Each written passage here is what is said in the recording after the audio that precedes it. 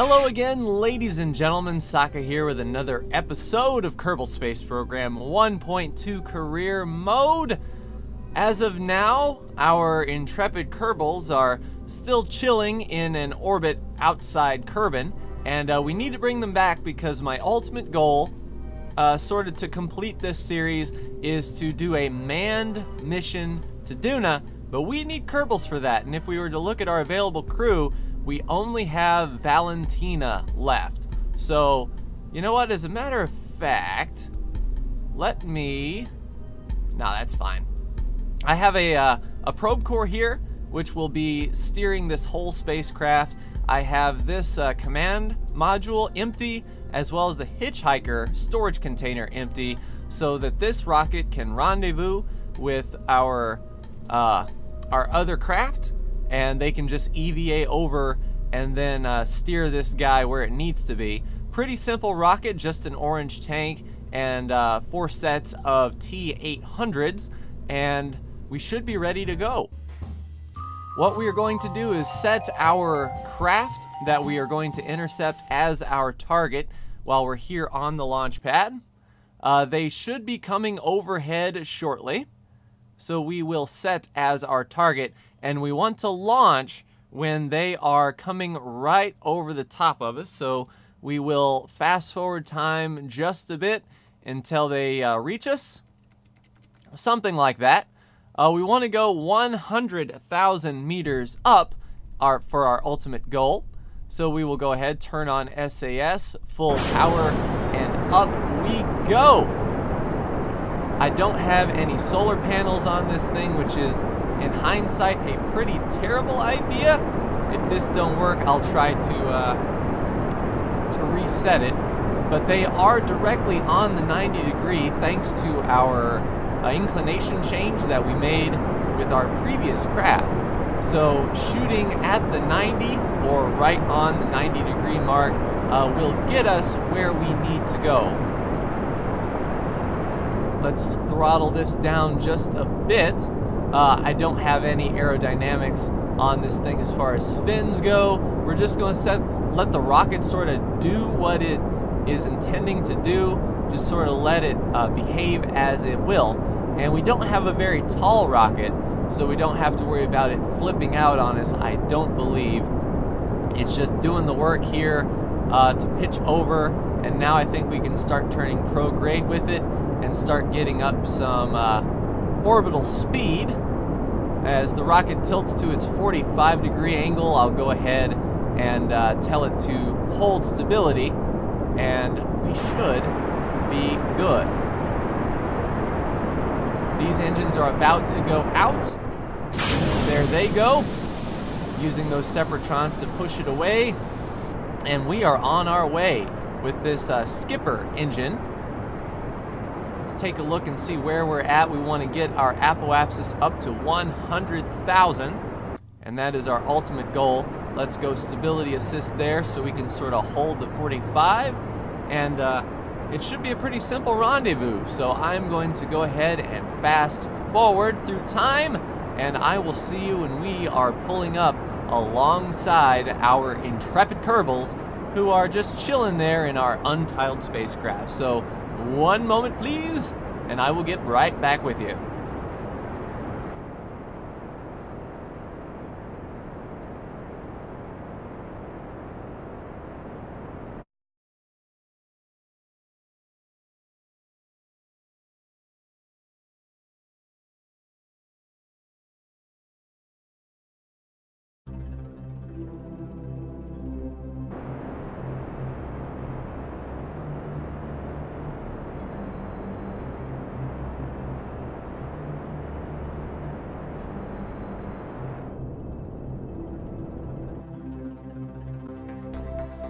All right, ladies and gentlemen, we are back, and I plotted a course around here.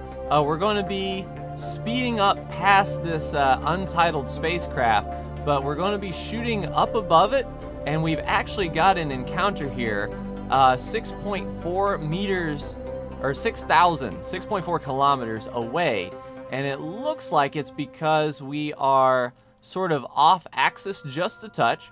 So I will add a maneuver, and it's our descending node. I'm going to bring this right up to the point where we sort of intersect right here, and that'll be 2.4 kilometers a second, just a 1 second burn here at our descending node. So let's go ahead and warp to our next maneuver. We will go spinning around the planet, and our Kerbals are actually going to start to catch up with us. There they are, 71 kilometers away, and because we are going to be going into a higher orbit, they are going to be catching up to us. Let's go ahead and speed up to our 1 second burn mark. Turn SAS on. And it'll just be quick, fast, and in a hurry. And we should be slowing down relative to our target speed, which means there won't be really any burns necessary for our target speed. And that puts us at 2.5 kilometers, which I think we can work with that. Let's warp there. And as you can see, our target speed relative is really going away. So what I want to do is face retrograde relative to our target. And once they start going away into a higher orbit, we're going to essentially kill our relative speed here. 60, 50, 40, 30, 20, 10, cut. So a 2.7 meter difference. And now we just sort of point at these guys and just sort of coast in. And because we're not docking, we don't have to worry about lining anything up directly. We're just going to make our way to it and then slow down. That's our ultimate goal here. Here is our target vector, and our forward momentum is down here, so essentially we want to burn this way. Just a touch. And then we will adjust our prograde marker to face this way. So we want to sort of push it this way. And there we go. We are floating straight towards our target at 4.7 meters a second. So let's speed up through time and adjust this prograde marker accordingly. Because our orbits were not exactly lined up, it's just minor adjustments all the way throughout to sort of get our orbit synced up. But we're going towards it at 10 meters a second now, and the deviation for our prograde marker is not bad. Let's burn a little bit more and pull that forward vector again right on top of the target. And now it looks like we're coming right at it, so let's burn retrograde. And we only need to kill off 16 meters a second. So right when it gets to us, we're essentially going to park. And that is going to be our ultimate goal. It's coming at us at 16 meters a second, and it looks like it's really hauling the mail here. Oh, you gotta be kidding on me. All right, let's switch to our other craft. It looks like we have, here it is, let's set it as our target. We have a little bit of fuel left in here, and we do have solar panels, so we essentially want to set this as our target, and then we will stop our velocity here. May be tough to grab it.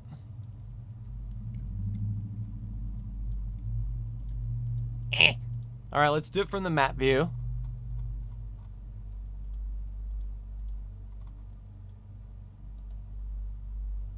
Set as our target, and now we'll have target mode. We want to go retrograde, and let's just burn a little bit to kill our speed.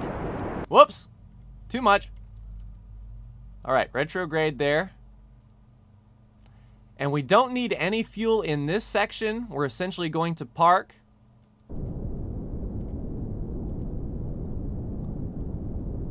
And then right when we get that speed killed, there we go.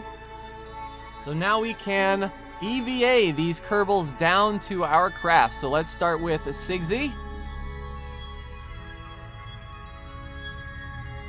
And off Sigsy goes. We'll turn on our RCS thrusters and use our control key to head down.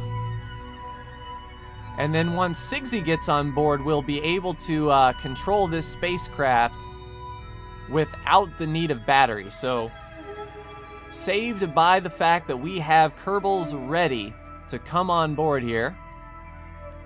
And there's the ladder. All right, Sigsy, go ahead and hop in. We'll grab it. We'll board it. And now we should... No, we still... Okay, so that's enough to get our electric charge back. That's fine. All right, our next Kerbal up. Let's go retrograde and kill this relative velocity here. We just have a touch of fuel. There we go. Now we are essentially parked. Lizreen, you're up. Let's do the spacewalk here.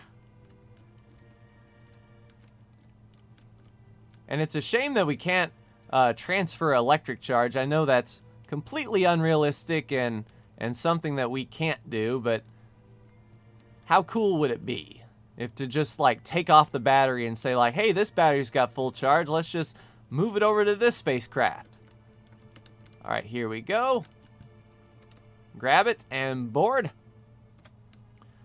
Now really all we need to do for this spacecraft is we need to burn a little bit to get the battery power back up, because that engine does act as an alternator. So we'll be able to point retrograde once we get to our periaps for this spacecraft, and then we are on our way home. So I'll go ahead and transfer the rest of these Kerbals over. You will see that at accelerated speed, and I will catch you when we are ready, when everyone's aboard and we are ready to deorbit.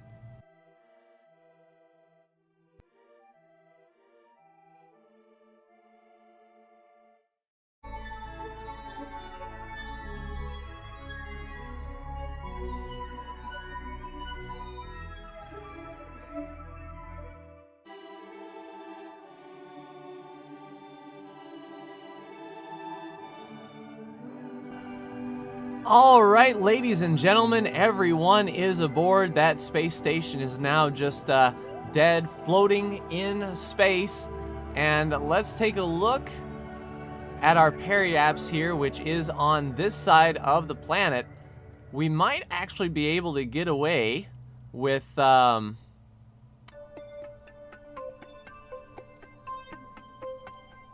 coming back to the space station. Yeah, we don't need a whole lot of burning to get back into the atmosphere here. Let's shoot for 30. That should be fine. And it's a 3-second burn, so all we'll need to do is essentially turn on the engine and get ourselves turning that way. Thankfully, Sigsy can turn on the engine herself, which gives us some electric charge. Not a whole awful lot, but we don't need any electric charge to power the engine, so we will be ready to go for our maneuver in just 4 minutes. Let's go ahead and set orbit as our target here. 4, 3, 2... And there we go. We should be coming back down to Kerbin. Let's go ahead and fast forward around the planet to the light side. We can use the remaining fuel here to slow down before we disconnect. And I've got the heat shield below our hitchhiker module. All right, so we're going to start interacting with the atmosphere here. I want to wait until we're starting to get into the thicker part, and then we will turn retrograde, which it looks like the rocket is naturally orientating retrograde, which is good for us. very good for us indeed. I think now we can get away with it. So we will go retrograde, just turn on the engine and let the autopilot work. We'll be slowing down quite a bit, and then once our engine runs out of fuel, we will disconnect. So let's get to it. Yeah, we're not going to be falling down that fast at all. I have drogue chutes on the first stage here, which will help us really slow down with this big... There we go. With this big section. We have full electric charge thanks to the fact that we've charged up our battery with our engine. So now we are just at the mercy of physics. So there we go. We're starting to get heat effects here. The electric charge, since I'm not turning the spacecraft, it should hold its retrograde orbit as best it can. We're really starting to come down now. I'm not seeing any heating hitting the parachutes, which is an essential first step. You don't want to have your parachutes explode when you come down. Once the drogue chutes are safe to fire, I'll go ahead and pop them, and then our regular parachutes should be good to go. It's using up some of our battery here, trying to hold a retrograde attitude through this thicker part. But now that we're not burning up, we can turn off SAS and let the spacecraft sort of go on its own devices. Let's pop those drogue chutes. Those will really start slowing us down. I knew this was going to be heavy, so that's why I included the drogue chutes on the capsule itself.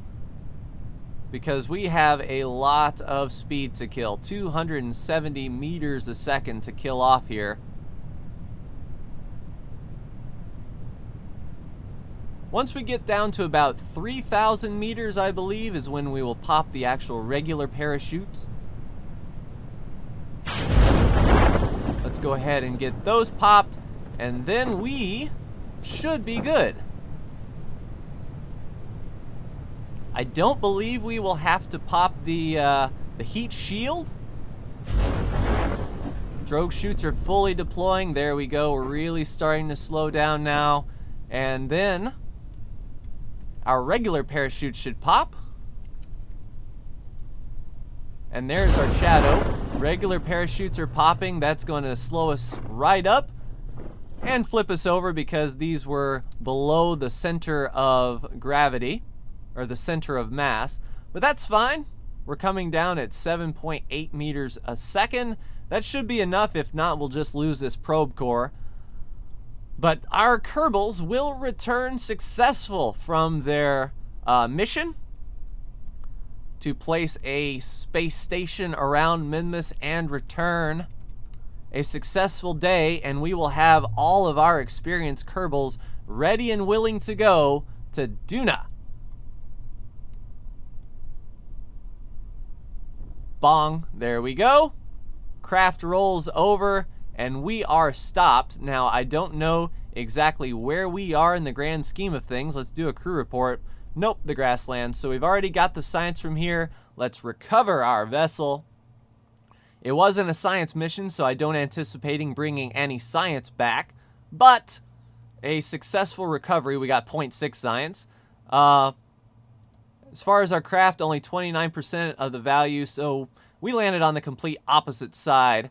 And no XP gain, but we did get all of our Kerbals back, and they are ready for their next mission. So hopefully, in the next episode, we will be setting our sights on building and leaving Kerbin's sphere of influence and heading to Duna. But that is going to do it from me in this episode, ladies and gentlemen. Like, share, and subscribe if you are so bold.